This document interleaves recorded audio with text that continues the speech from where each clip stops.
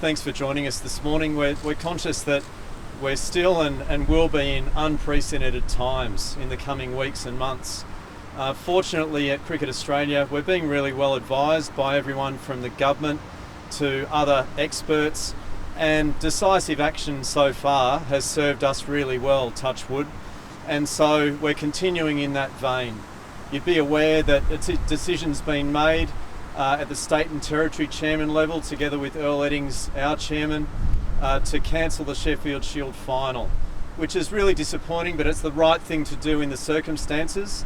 And congratulations to New South Wales for being declared the victors of the Sheffield Shield, being effectively a couple of wins ahead of the other states after 9 rounds. So that was the right decision in the circumstances. Secondly, we've made the decision to communicate a very strong recommendation to the cricket community that all levels of cricket in the community, including Premier Cricket, are cancelled for the remainder of the season, following the same principles that we've used in applying decision making to the Sheffield Shield final. And thirdly, we've taken the decision that all Cricket Australia staff will work remotely from today onwards through until at least the 13th of April. And so that will give our people the best chance to stay safe and well. The safety of our people and of cricket communities around Australia is obviously paramount in this situation, and that's our core focus.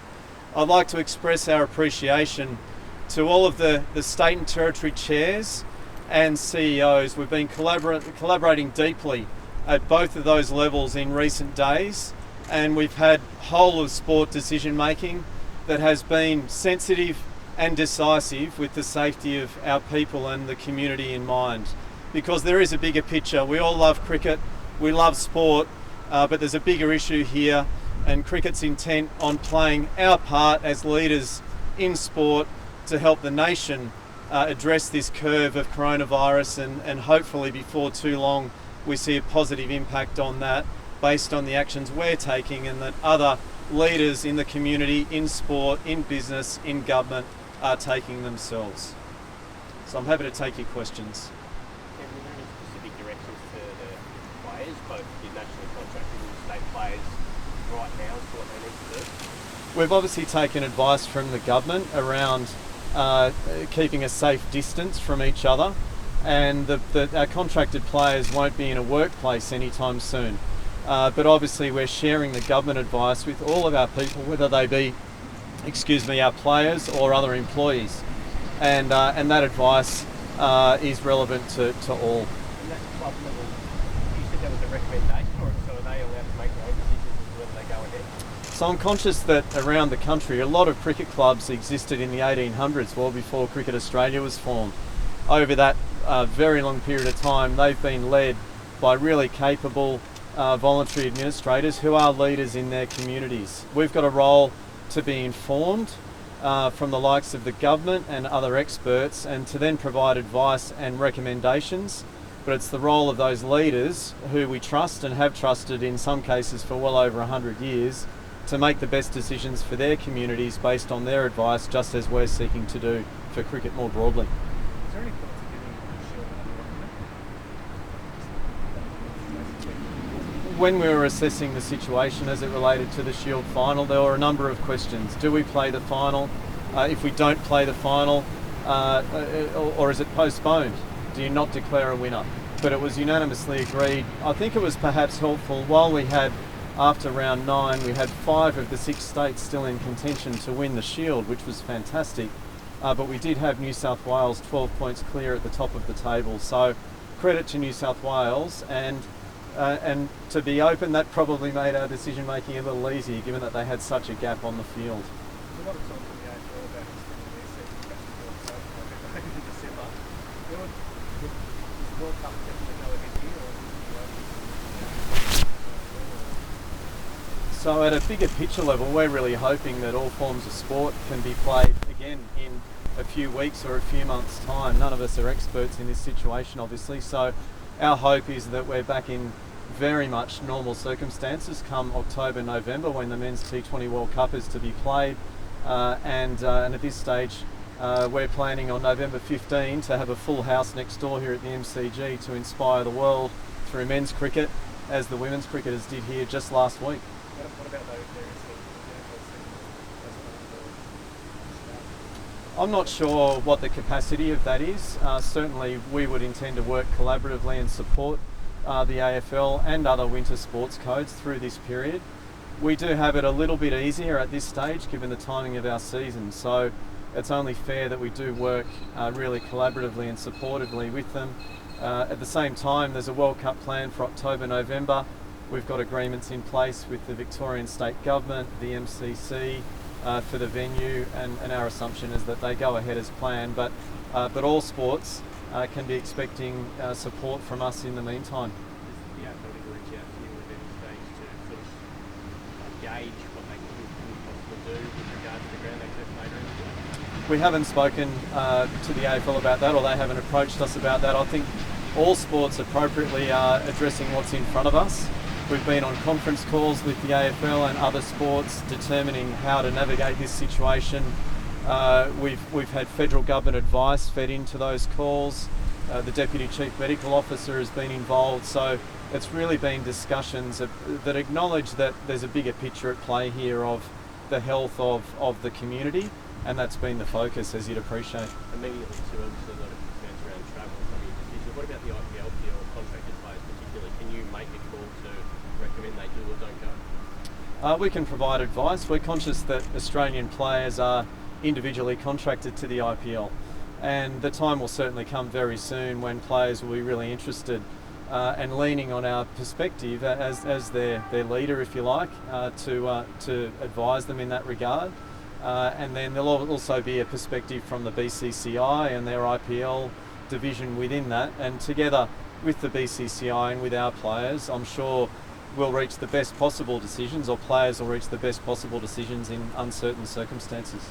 We know it's been delayed. Have you heard anything further re the BCCI, given you do have the core of your contracted players potentially getting? Not since the announcement the other day, but we're in constant dialogue with the BCCI on all things cricket, and when we reach the point in the coming week or weeks where it's important to have these discussions, then no doubt the nature of the discussions will get into that detail. That being said, are you not looking as far ahead as the sort of Bangladesh and one nature of England and that sort of thing yet?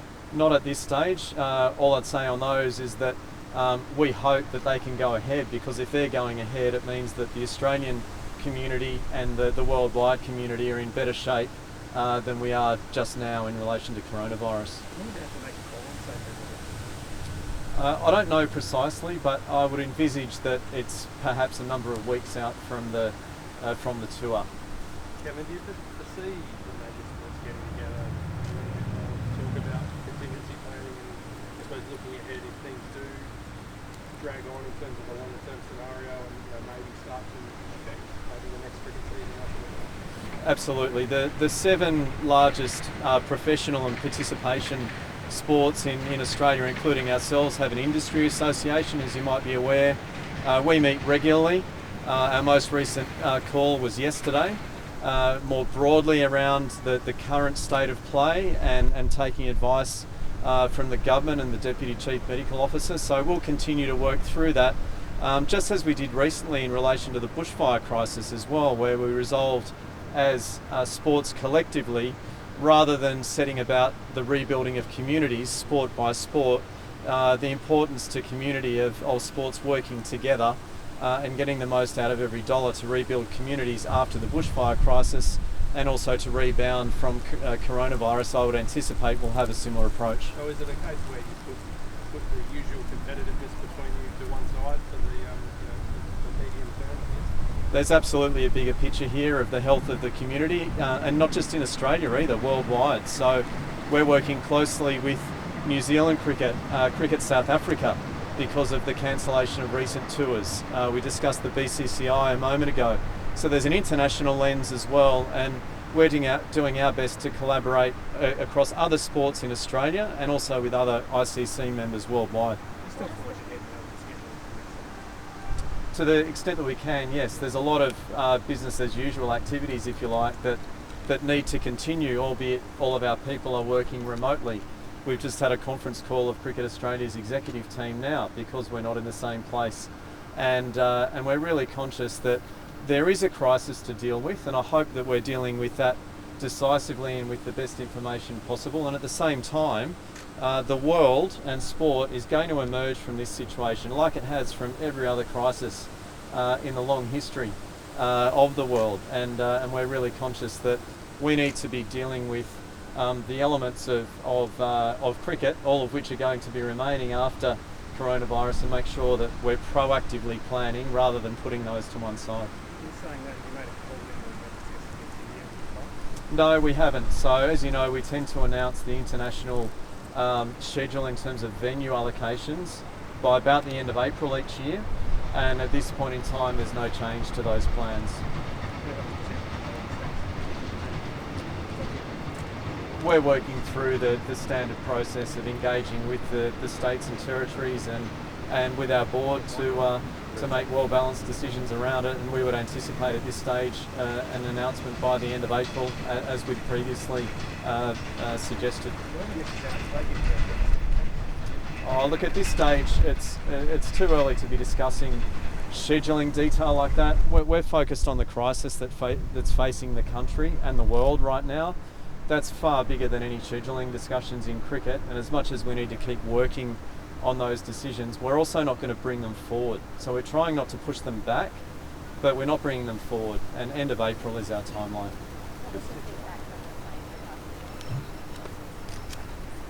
Our players are really proud to represent their country every time they've got an opportunity. So on the one hand, you'd appreciate that they would have loved to have played. On the other hand, they also appreciate that we're putting their safety at the centre of this situation, and they've expressed their appreciation for that.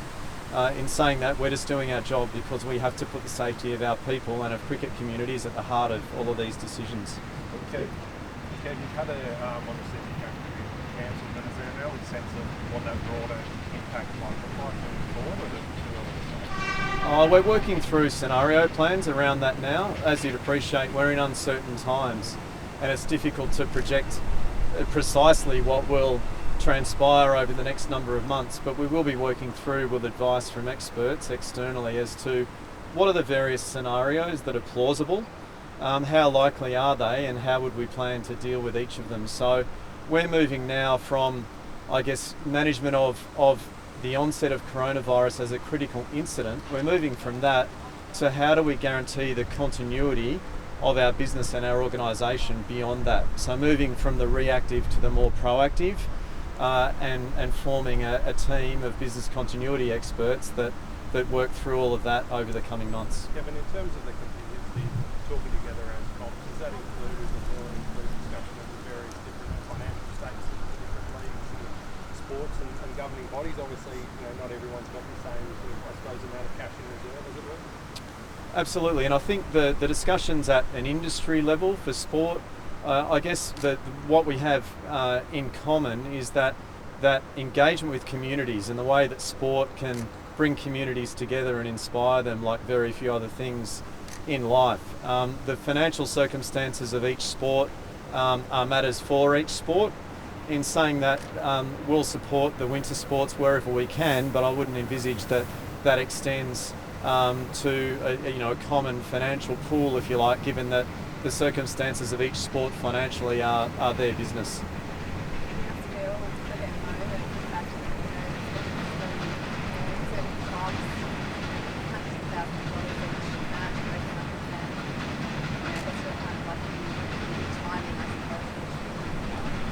Yeah, we really empathise with the situation for winter sports. We are more fortunate with the timing of this, and given the circumstances, it's hard to believe it was just a week ago that some of the greatest female cricketers in the world inspired men, women, boys and girls in an amazing spectacle next door here at the MCG. And so we want to try and take the time to reflect proudly on that and make sure that the ongoing impact of that great event and the springboard it represents for women and girls sport is maximised. And so we did get lucky there, no doubt.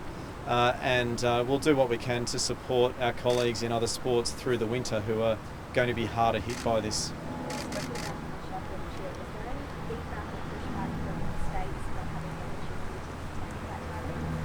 No, because we went through the decision-making process with the states.